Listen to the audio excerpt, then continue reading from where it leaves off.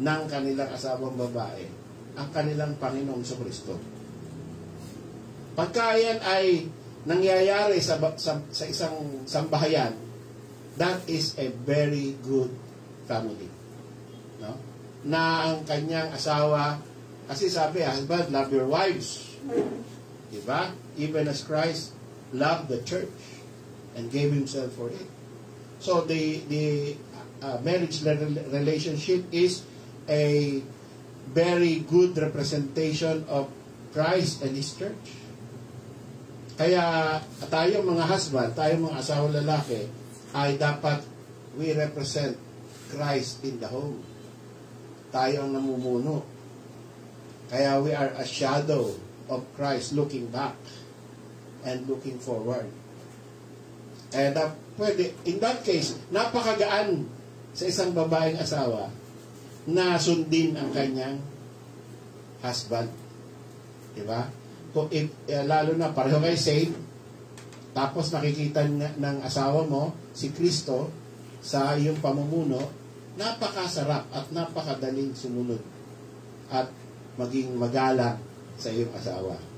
Pero kung hindi ka nagmimiro, nahihirapan siya. Diba? Kapag ikaw ay yung buhay mo, yung decision mo, yung mga salita mo, yung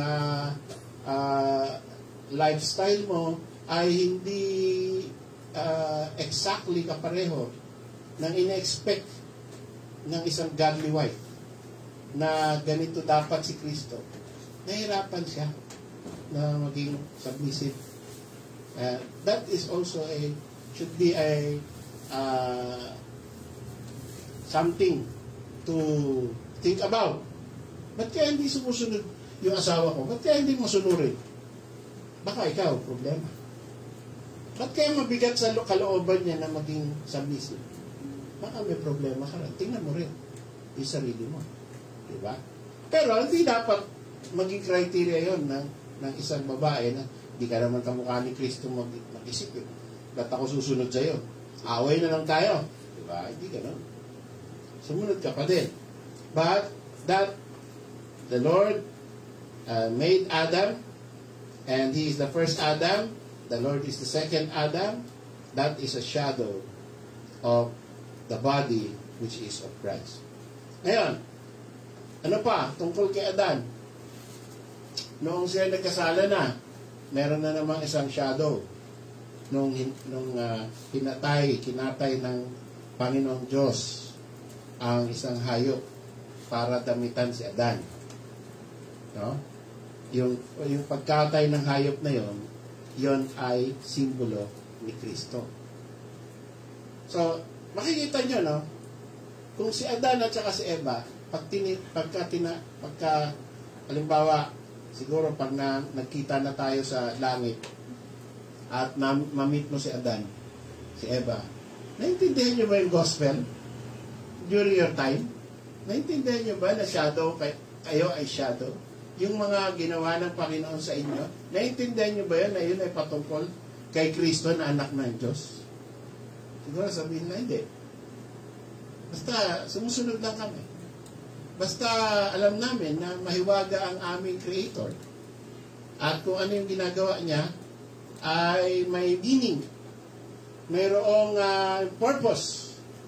Mayroong holiness. Kaya sunod lang kami. So, that is tinatawag natin na totoong faith. No? Pure faith out of the heart. Sunod ka lang sa Panginoon. Dahil nagtitiwala ka na kung ano man ang ginagawa niya sa buhay mo, mayroong purpose ang Panginoon. Hindi siya nanguhula lang. Hindi siya hit and miss. Kagaya ng mga doktor. Diba? O, ito, i-take mo muna to. After 1 week, balik ka. Tingnan natin kung dumana yung gamot. Diba? Kami rin mga electrician, ganun din. Hit and miss. Lalo na nung bata pa ako, no? Yung bago-bago pa lang ako na electrician sa mga makina. May gagawain ako doon sa machine. Tingnan ko nga, kung gagana to. Pag-on ko, po! Ay, hindi pala gumana. Buti, wala tao. May nasunog. Nasunog yung motor. Parang gano'n. Nilinga-linga ka. No? Pero nung expert ka na, At minsan sa telepono pa lang, alam mo na. Pagtawag, alam mo na kung anong gagawin. So, ang ating Panginoon, hindi ganun. He knows what He's doing in our lives. Sa plano niya from eternity, before the world began, He knows already what will happen. So, trust His heart. Diba? God never makes mistakes. Kaya, si Adan, noong nagkasala siya, that is mistrust. That is something na either nakita niya asawa niya na kawawa, naawa siya sa asawa niya na kumagat doon sa prutas na yun. So, sinamahan niya na lang. Hindi siya nagtiwala na marami pa siyang ribs. Di ba? Marami pa siyang ribs eh. Dapat pinabayaan niya na yung asawa niya, isang rib ulit. So, hindi niya kalimutan niya yun eh, na God is a God of miracles. Kaya, na-inlove na siya doon. So, wala na. Mahirap minsan pag na-inlove ka eh, no? Parang lahat bibigay mo na. Sige, ano na lang, papahamak na lang ako, mahal kita eh. Minsan, gano'n. So, ang Panginoon, may solusyon pa rin. Kahit na mali-mali, kahit na violation, kahit na sin, kahit na parang binastos siya eh. Diba? Binastos siya. Nakinig kay Satanas imbes na sa salita ng Diyos. Kaya may solusyon pa rin ang Panginoon. Kinatay niya yung hayop. Tapos, dumating na lang ang Panginoon, meron na silang pang-suot, pang-cover sa kanilang kahupuan. No? Tinanggal yung kanilang makeshift na damit at nilagyan sila ng sariling damit na Panginoon mismo ang gumawa. Diba? He clothed them. And that is from God. So God always has a solution even with our own mistakes. Trust the Lord with all thine heart. And Panginoon ay merong yung ginawa ng Panginoon na yan ay merong meaning. Hindi lamang damit yan. May meaning yan. Tungkol sa kaligtasan, tungkol sa kabanalan. At anong meaning yan? The body is of Christ. The substance is of Christ. So, paano naging meaning na si Kristo yung damit? Anong ibig sabihin nun? Kasi, tayo ay hubad sa Panginoon, tayo ay makasalanan sa harap ng Diyos, tatakpan yung kasalanan natin ng sacrifice ni Kristo. So, pagka nakita mo yung, ngayon looking back, madaling tingnan eh. Di ba? Ngayon, tayo ng mga Kristiyano, titingnan natin yung nangyari nung panahon ni Adan 6,000 years ago. Remember, that's 6,000 years ago. No? Ay naintindihan natin. Diba? Naintindihan natin. Yun pala yun. Madali natin makuha kasi alam na natin yung buong story yung tinakbo eh. Pero sila, si Adan at si Eva, tiwala lang sila. Tinatanggap lang nila kung ano yung ginagawa sa kanila ng Diyos. Because they know that God is powerful, God always has a plan, God has the solution, and yung mistake nila, God is a God of second chances. You know, may dapat, sige, dahil ginawa ninyo to, tapos na kayo, patay. Gawa ulit siya ng Adan and Eva na bago. Kaya ng Panginoon yun. O kahit na papahiin niya yung buong universe, tapos gawa siya. Restart. Diba? Pag tayo ay nalalak yung computer natin, i-restart mo lang. Control-Alt-Delete. Bago na. O reformat. Mas malalim. Diba? Reformat. O bili ka ng bagong PC. Bili ka ng bagong laptop. Bili ka ng bagong Android phone. Kasi ayaw na eh. Dami ng depresya eh. Kagaya nitong telepono ko, dahil ng bagsak ko. Tingnan niyo. Basag-basag na. Kasi pag inaantok ako habang nagbabasa, babagsak. Pero pinagtsatsagaan ko pa. Pwede pa, gumagana pa eh. Someday, mapapalitan din yan. Pero, sa atin, meron tayo lagi mga solusyon na ang Panginoon ay kakaiba ang solusyon. He gives another chance to the offending party. Hindi niya pinapalitan. Tinutuloy niya. Buti na lang, gano'n natin Panginoon, ano? Dahil nating mali. Hindi tayo agad pinapatay. Hindi agad tayo binibigyan ng parusa na para malugmok. Minsan tayo gano'n eh. Buti pa mamatay na itong kapitbahay ko. Pinakamasama, buti pa mamatay na itong asawa ko. Minsan gano'n, ano? Yung sobrang asar ka talaga. Mga unsaved nangyayari yan. Sana sa mga Baptist, hindi. Sana dito sa church na to, hindi. Pero, minsan, merong mga gano'n. Sana matay na yan. Pag nanonood ka ng congressional hearing, dahil lang pinatay. Sabi mo, sana mamatay na rin itong mga to. Mabulok sa bilangguan. Dahil pala sila ng patay, bali wala sa kanila pumatay.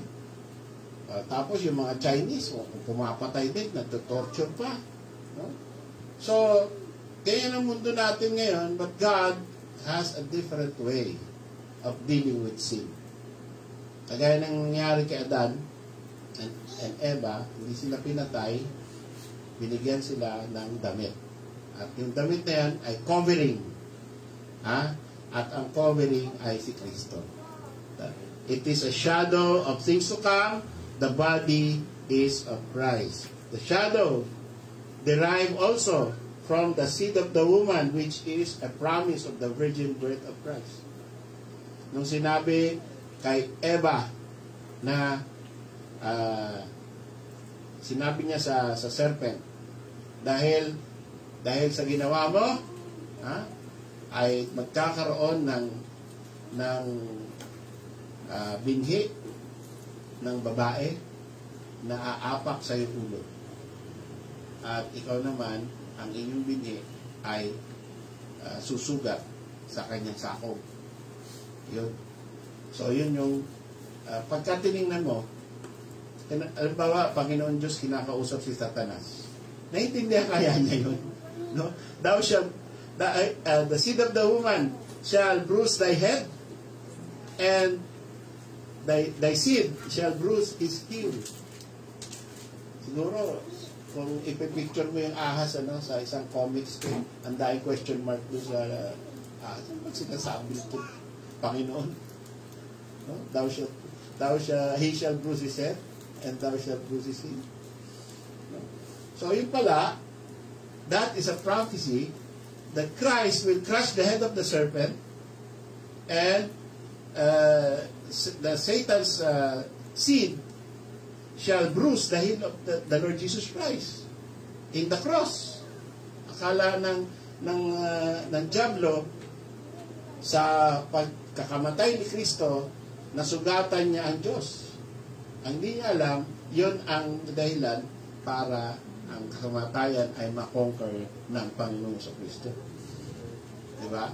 Dahil siya ay namatay, and He rose again from the dead, He conquered death. And soon, after everything is finished, He will conquer sin.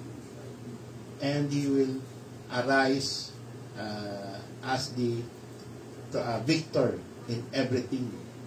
No? So, yan ang mahiwaga na pamamaraan ng Panginoong Diyos. Shadow. Pagka hindi mo inanalyze, pagka binabasa mo lang istorya, nung bata ako, hindi ko, nagbabasa na akong Bible kahit Catholic ako noon. Basa ako ng Bible. Lalo na yung first 5 book of Moses. Kasi nakakatuwa yung mga istorya. No? Nakakatuwa. Kaya, sabi ko, ano kaya ibig sabihin nito? Ngayon, praise God, na ipapaliwanag ko na sa mga tao ano ibig sabihin ng gano'n. No? Na yung pala yun. The shadow derived from the animal sacrifice that Abel gave. Bakit yung sakripisyo ni Abel tinanggap ng Diyos? Yung sakripisyo ni Cain, nireject ng Diyos. Bakit? Wala. May mga nabasa akong komentaryo, ang sabi, malamang tinuruan ni Adan at ni Eva yung kanilang mga anak na kung ano ang tamang sacrifice. No? Kaso si Cain, matigas ang puso, nag-sacrifice pa rin ng gulay at mga prutas. No? Sinabi na nga na ang tinatanggap lang ng Diyos ay animal sacrifice. So, tinanggap yung kay Cain. So, that is, wala na sa scripture. Wala naman sa scripture na nagturo, tinuturuan. Parang assumption lang na bilang mga magulang, nagtuturo. So, pero, ano ba talaga? Para sa akin, pag tinignan ko yon, kasi, si Cain nung nagalit, dahil di tinanggap yung alay niya, nagalit siya, ay nilapitan siya ng Diyos. Ang sabi sa kanya, ayusin mo. Diba? Ayusin mo. Next time, matatanggap ka rin. No? Diba? Sabi niya. Pero pag hindi mo, pagkagalit ka, sin. Lion at the door. So, para sa akin, ang ibig sabihin ng Panginoon nun, na nilapitan pa rin niya si Cain, bakit ka nagagalit? Ayusin mo. Ang ibig sabihin, that was the first sacrifice at tinuturuan sila ano yung acceptable sacrifice. Diba? Yun ay, kumbaga, galing sa kanilang sariling kusa. Nag-sacrifice sila. Okay? At tinuturuan sila ng Panginoon by accepting animal sacrifice because Abel was a keeper of the sheep, and by rejecting vegetable sacrifice, the fruit of the ground, God was teaching the two brothers ano yung tatanggapin at ano yung hindi. Kaya lang, ang epekto doon ay galit yung isa.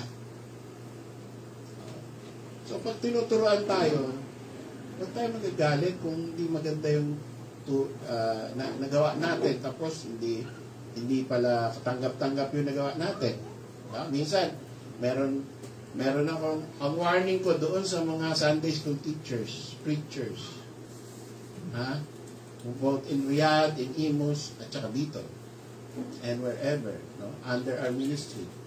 You can teach in the pulpit, but be ready na kapag ka nakita o narinig na meron kayong pinreach na hindi ayon sa banal na kasulatan, i-review kayo. Lilinisin tayo ng Holy Spirit para maging tama yung turo natin. Tanggapin natin. At ako naman, ready din ako makorek. Lahat tayo, bilang isang church, dapat nililinis ng Word of God. Ready to be corrected. Because the Word of God is our final authority, not the pastor, not the teacher. Kapag hindi natin kinokorek ang sarili natin at nire-reject natin ang correction, bumubulok yung church natin. Yun ang effect nun. Kapag tayo nanandigan, kahit mali na, panindigan pa rin kasi nagkakahiyaan tayo, huwag natin correct. Kasi baka mapahiya si brother o si sister, huwag natin correct. O baka magtampo, baka hindi na umattend, huwag natin i-correct. Ano nangyayari sa mga uncorrected, undisciplined teachings and behavior? Bumabaho yung church. Bumubulok yung church. Nire-reject na ng Panginoon. Ayaw niya siyempre ng wife na mabaho. Di ba? Ayaw niya ng bride na bulok. Ang daming dumi. Hindi nililinis, hindi naliligo. Di ba? Gusto mo ba yung katipan mo? Papakasalan mo, tapos hindi naliligo. Ang putik-putik, ang baho-baho. So, sabi sa Ephesians 5:26, He nourisheth and cherisheth it, that he might present it to himself, a glorious church, not having spot or wrinkle or any such thing. So yun ang glorious bride ng Panginoon. Nililinis. So, inaayos yung doktrina. Kasi lagi tayong merong mga error here and there. Hindi tayo perfect. Even the pastor cannot be perfect. In behavior and in doctrine, in preaching, may mga magkakaproblema. In decisions, may magkakaproblema. So, magmahalan tayo in a way na hindi porket may mali, aalis ka na. Diba? Yung iba, ang tendency, ay, maging mali. Ayoko na dyan. Hanap ako ng perfect. Hanap ako ng magaling mag-research. Pagdating mo ron, oh, galing mag-research. Oh, galing mag-preach. Sa kabilang church. Kaya lang, yung misis niya, madaldal. Hanap ulit ako. Hanap ulit ako yung maganda, yung perfect ang preaching, maganda ang research, at saka tahimik yung misis. Kaya lang yung anak niya, mas di magandang ugali ng anak. Hanap ulit ako. Saan ka pupulutin nun? Diba? Pero kung ikaw ay, ang guide mo ay pagmamahal, ano mangyari? Pag may nakita impurity, ayusin mo. Una, yung sarili mo. Kasi baka mamaya, pag correct mo, ikaw pala, mas matindi ang kamalian. Diba? So, ayusin yung sarili mo. Tapos, with all love, magkaroon ka ng pagtatanong, pag-inquire, paghahanap ng solusyon para gumanda. Diba? Solusyon para gumanda, hindi yung laging, ano ba yan? Walang kwenta yung ginagawa nyo. Sa aming church dati, hindi ganyan. Doon na lang ako. Ayusin nyo naman. Kapamaywang ka pa.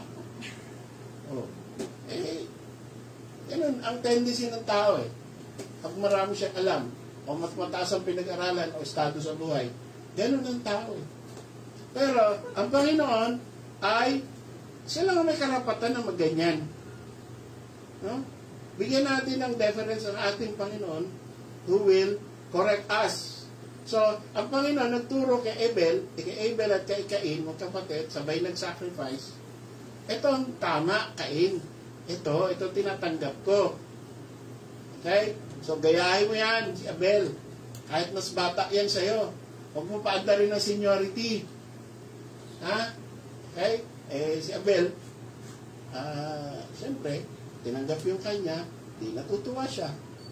Kaya lang yung isa, pikon. Hindi niya matanggap na mas bata, mas tinanggap. Kaya pinatay niya yung kapatid niya. Kaya nagkasala. So, those are shadows. What is the shadow of that story? That God only accepts your offering if it is by blood. Without the shedding of blood, there is no remission of sins. Yun ang pattern na gusto ng Panginoon. Makasalanan tayo lahat, paraan para matanggal ang kasalanan by the shedding of blood. Yan. Kaya wag mong gawain na kaya mong tanggalin ang kasalanan na ikaw ay magpapakabait lang.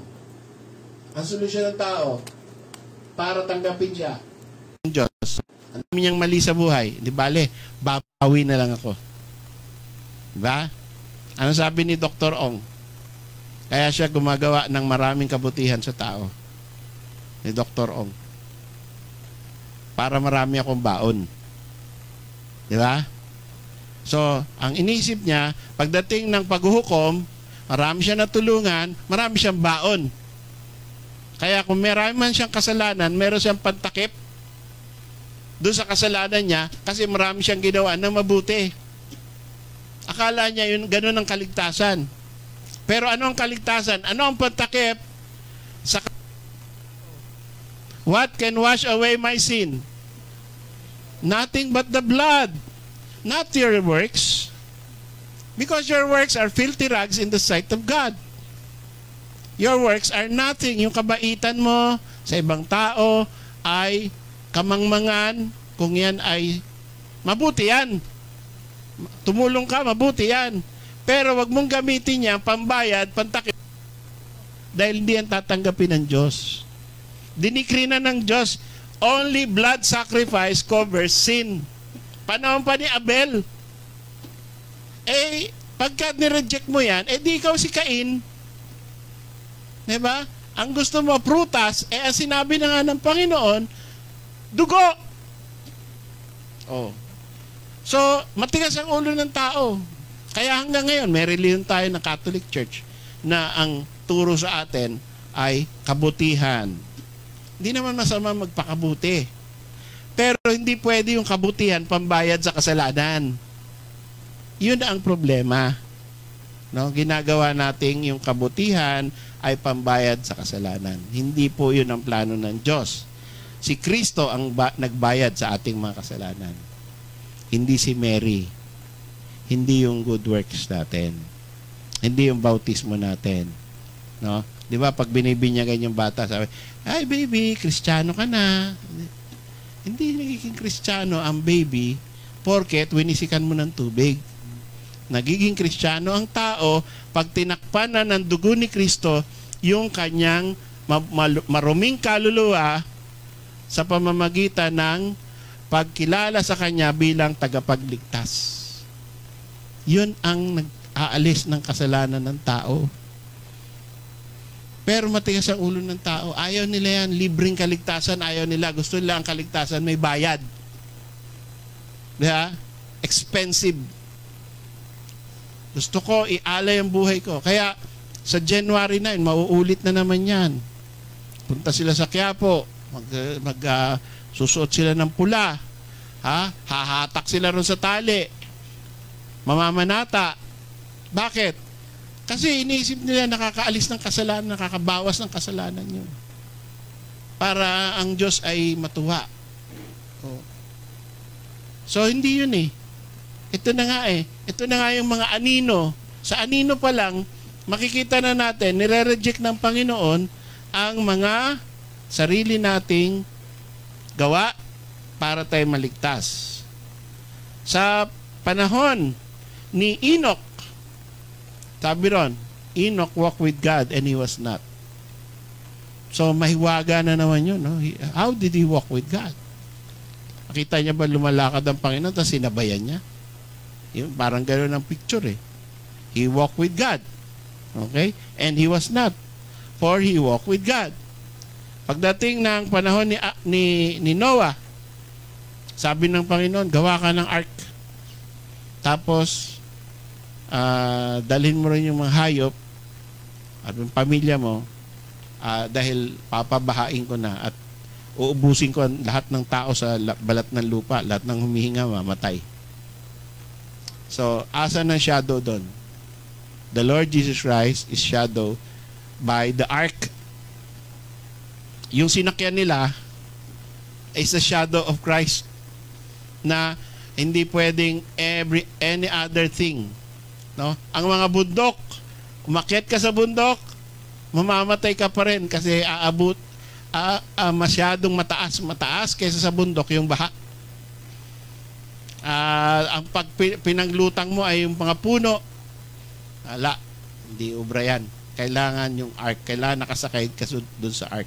Kailangan yan ay simbolo, shadow na kailangan si Kristo at si Kristo lamang ang makakaligtas sa tao. See? Papaanong ginawa ng Panginoon ng lahat ng bagay to talk about a future, the promised Messiah. Pagdating kay Abraham, sabi, you will have a son and I will give to him the inheritance. Talking about Christ din yun. So, yung pangako ni kay Abraham, yung Abrahamic covenant, and he believed God and it was counted to him for righteousness. Kaya, lahat ng storya na yan, shadow of things to come. But, the substance, the body, is of Christ. Ito po ay isa pa reminder sa atin. No? Yung ating school system ngayon, bulok. Dahil ang school system natin, tinuturo na ang Genesis hindi totoo. No? Delikado po. Yung mga bata, yung mga anak natin, yung mga kamag-anak natin, yung mga elementary school natin, no? At kahit high school at kahit college, alam nyo, merong Sunday school. Tinanggap yung offering niya, kay Cain ni-reject, sinumpa si Cain, si Abel ay pinatay, the blood of Abel was shouting in the ground. See? So yan ay mga mahihiwaga, kept secret since the world began. Ibig sabihin, since ginawa si Adan hanggang ngayon, secret, shadow, dark glasses, pero merong effect na kaligtasan. Ngayon, bukod sa ililigtas ka na ng Panginoon, nakita mo pa ng malinaw ang gospel, kaya purihin ng Diyos. Blessing sa atin yan. Sa kanila, malabo. Ligtas sila pero malabo. Paano nangyari? Paano ginawa? Sikreto. Sa atin, malinaw. Through the gospel of Jesus Christ. At sabi pa rito, now is made manifest. So now, kailan yung now? Nung panahon ni Paul. Nilinaw na niya. Kasi yan na yung preaching ng Panginoong Kristo, preaching ng apostles, by the power of the Holy Spirit na bumaba after the Lord Jesus Christ went to heaven, bumaba ang Holy Spirit, nilinaw lahat. At ngayon, sa church, it is revealed by the... See? So, yung mga binabasa nila Apostle Paul noon, hindi New Testament. Diba? Binabasa nila Apostle Paul ng Panginoong Kristo mismo. Hindi siya nagbabasa ng buong Bible, 66 books. Ang binabasa niya, 39. The Old Testament Scripture. Pag sinabi niya, hindi niya sinabing the Bible says. Ang sinabi niya, what saith the Scripture? Referring to the Old Testament prophets. Since Moses and the prophets and the Psalms. No? So yan yung nire-refer nila. Ito yung sinasabi ni Apostle Paul. Now made manifest, made clear. Malinaw na ngayon ano ibig sabihin ng damit na inilagay kay Adan. Yung seed of the woman, malinaw na. Yung tinanggap, yung sacrifice ni Abel, yung pangako kay Abraham at siya ginawang counted as righteous. Yung Ark of Noah, malinaw na ngayon sa panahon ni Paul. It is made manifest by the scripture of the prophets, according to the commandment of the everlasting God, made known to all nations for the obedience of faith. Kaya let's go into all the world. Yun. So that we can make known to all the nations what was hidden before.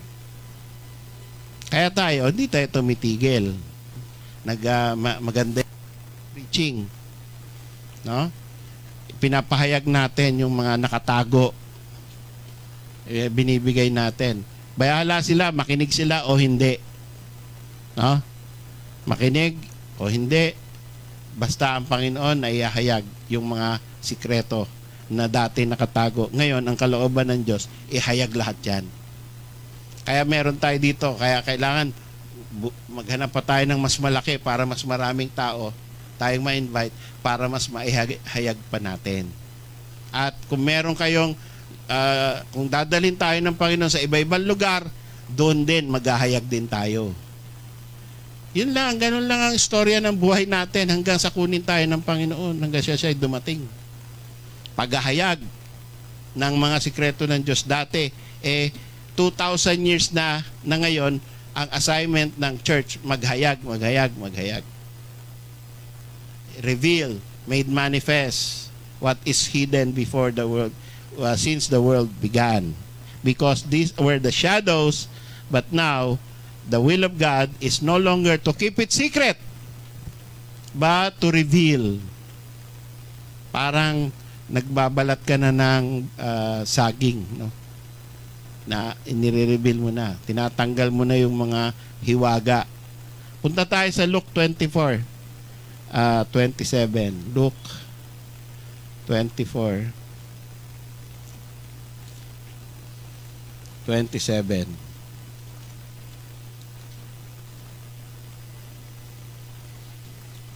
Anong ginawa ng Panginoon doon sa mga tao, no, na nakasabay niya yung road to Emmaus? Sabi, ang ginawa ng Panginoon sa verse 27, beginning at Moses and all the prophets, He expounded unto them in all the scriptures the things concerning Himself. Anong ginawa ng Panginoon? Inumpisahan niya sa Genesis. Pag sinabi po sa scripture na Moses, 5 books of Moses yon. Yun na yun. Genesis, Exodus, Leviticus, Numbers, Deuteronomy. Beginning at Moses. So, ang Panginoon mismo, gano'n ang practice yung ginagawa natin ngayon. Sa panahon ngayon, na we begin at Moses. Yan ang preaching of the gospel na ginawa ni Stephen, ni Paul, ni Peter, at ng mga sumunod pang mga churches. Beginning at Moses. No? Genesis, Exodus, Leviticus, Numbers, Deuteronomy. Alam mo yung storya. At doon nga, wala pa silang, sabi sa Genesis 1:27, wala nga ganun ang Panginoon eh. Diba? Wala namang numero-numero nun eh. Basta sinasabi niya lang, ito nangyari. Alam niyo yan, familiar kayo dyan. Bakit? Yung mga Jews, walang ginawa, simula ng bata, kundi basahin ng basahin ang Moses. They are familiar with the story of the 5 books of Moses and the prophets. Because since childhood, yan na yung kanilang ginagawa many times a day. Hindi lang once a day or once a week, many times a day. So, when teacher expounds, no need reference. Kabisado eh. No? Tayo ngayon medyo malabo tayo, di ba? Saan niya nakalagay sa scripture? No? Sabihin, pag may sinabi ako, yung baptism for the dead, saan nakalagay sa scripture? Yung yung pangalan ay Maharshalal Hashbash. Meron bang ganun? Yung anak niya, pinangalanan niyang kahaba-haba. Maharshalal Hashbash. Saan niya sa scripture? So, di natin nabasa pa. Kasi di tayo nagbabasa ng scripture. Oh. Sino na nakabasa rito ng buong scripture? Oh, di ba? Sana lahat tayo ganun. Kami, pastor. Oh, kaya project natin yan eh. Mabasa mo lahat, tapos pag nabasa mo, basahin mo uli. Tapos basahin mo uli. Para pagka may istoryahan, ay wala yan. No? Wala yan sa Bible. Hindi mo mapapatunayan, nabasa ko na yung buong Bible. Wala yan. Maniwala ka sa akin. Andyan yan. O sige. Saan? Wala nga. Di ba? O ito, nasa Bible. Hindi, wala yan sa Bible. Ay, ano? Bible. Diba? Kabisado natin. So, dapat ganun tayo. Alam natin ano nasa Bible, tsaka wala sa Bible. And even one step better, alam natin kung ano yung nasa King James Bible at tsaka yung naging NIV. Nade-detect nyo ba yun? Pag may nagbabasa ng ESV, NIV at ni King James ang binasa, mas maganda yon, no? Bakit iba yung tunog sa tenga ko nung sinabi mo? Alam ko Bible yung sinasabi mo eh. Pero iba ang tunog sa tenga. Kasi sabi sa King James, meron ka isang word na iba eh. Oh, pagtingin niya, NKJV binasa ko. Kaya naman pala eh. Iba eh. Diba? So, yung version, alam mo. Kaya, be familiar with we're familiar with the Holy Scriptures. All the prophets, all the New Testament saints, Panginoong Jesucristo, si Paul, kabisado nila yan. Kaya, pati yung mga nakikinig, alam nila na oo nga, sinabi nga yan. No?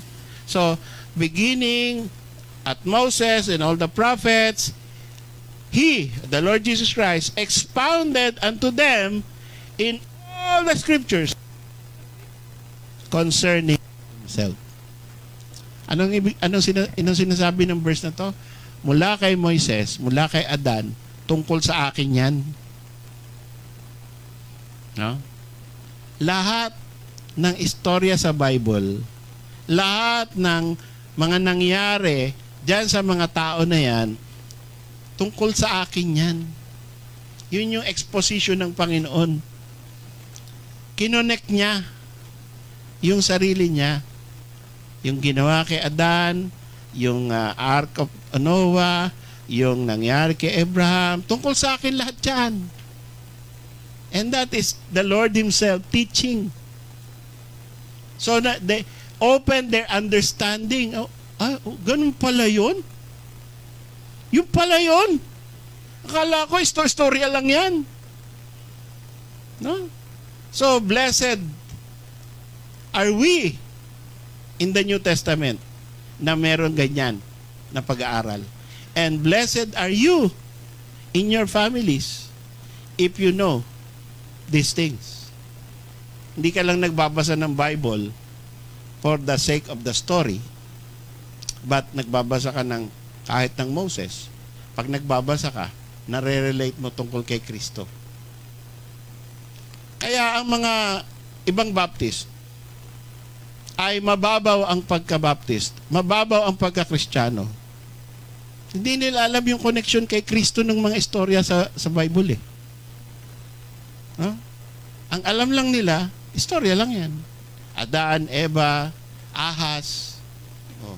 Kaya meron pang gumawa ng kanta nang kinain ni Adan ang mansanas ni Eva. Diba? Gumawa ng kantang ganon.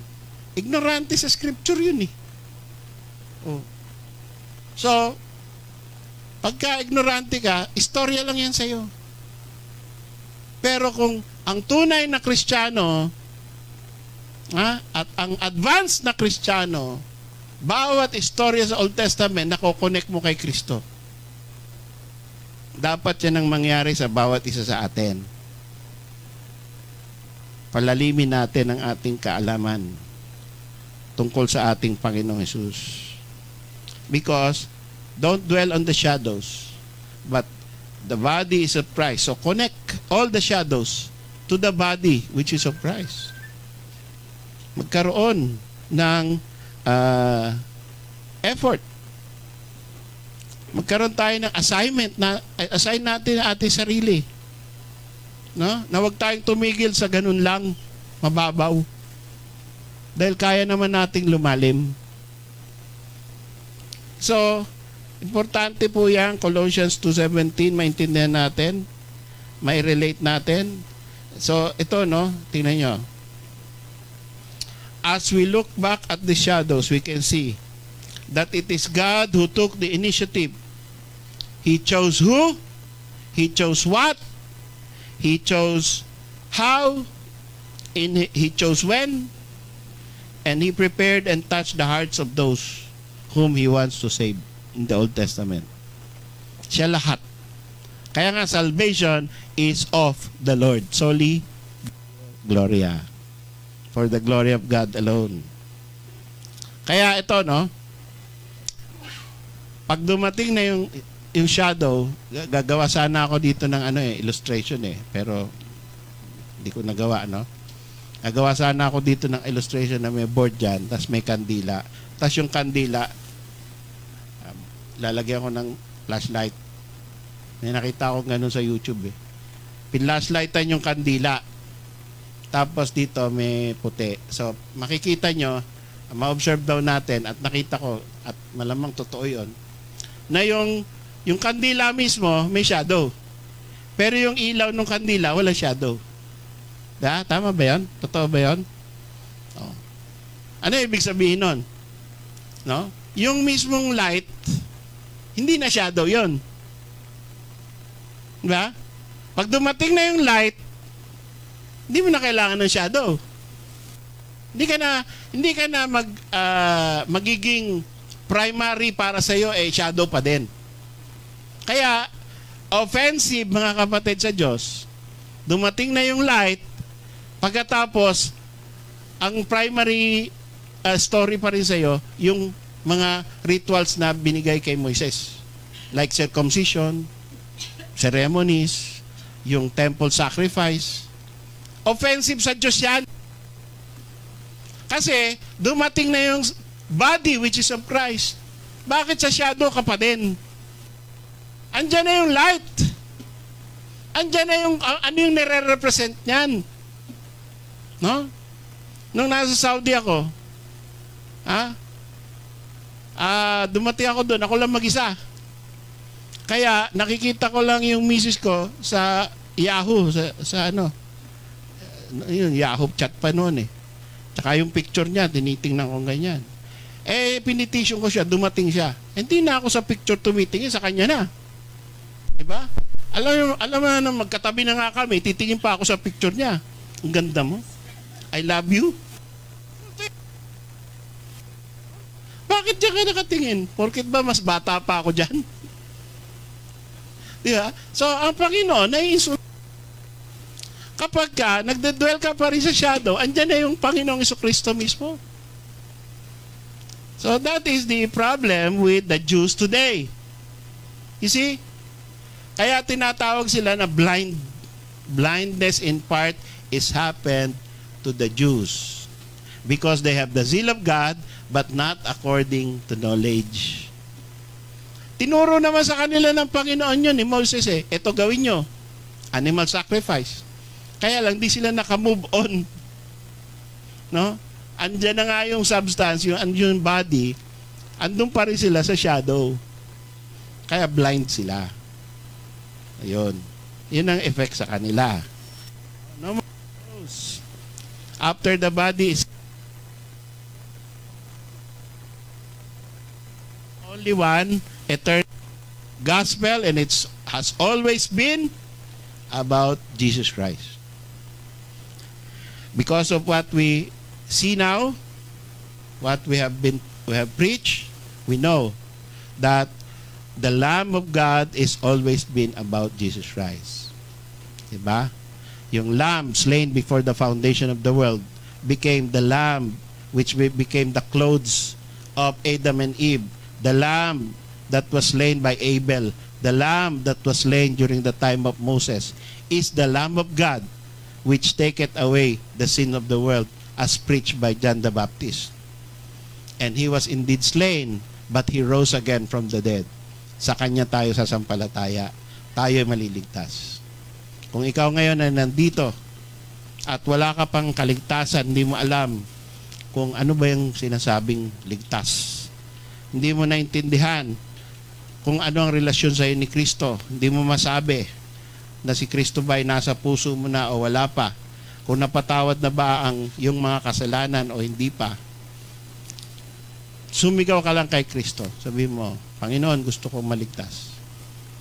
Gusto ko nang ang aking mga kasalanan ay takpan ng iyong dugo. At pag sinabi mo yan, tumawag ka sa pangalan ng Panginoon, may mangyayari sa iyong miracle. God will reveal the secret to your heart and He will save you. Tayo po'y manalangin. Panginoon Diyos, sa amin pong